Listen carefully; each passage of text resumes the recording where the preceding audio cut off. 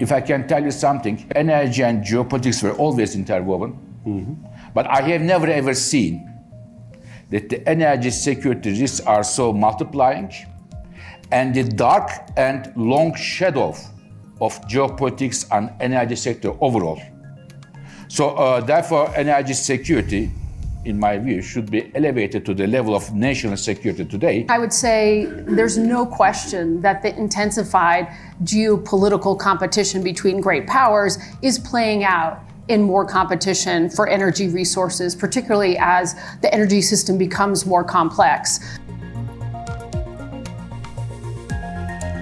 When we look at countries that have deployed a lot of renewables, you see the wholesale market price tend to go down. And then the issue is that the customers or the final end users doesn't necessarily see that in their invoice, which sometimes blurs the picture. So people say, oh, well, my invoice increases because of renewables. But it's not because of renewables, it's because grids need to be reinforced, be built to support the electrification.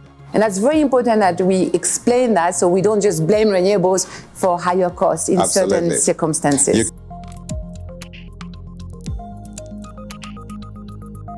Let's not forget that the solutions of the future, they are homegrown solutions based on local jobs, that they drive resilience, wealth, and on top, they're in respect with the planet. So I think we have a narrative crisis because we have not explained it, that it's not only about the climate.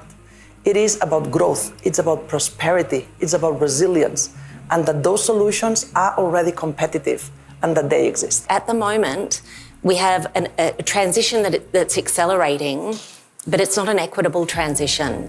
People aren't seeing the benefits in their everyday lives, or too many people aren't seeing the benefits in their everyday lives. We need to bake in the social benefits from the outset. We need to be looking at community ownership of renewable energy. We need to be looking at Indigenous ownership of renewable energy. We need to be looking at energy affordability, and only that way can we keep that consensus for the transition and ensure that we move ahead as quickly as we need to address the climate crisis.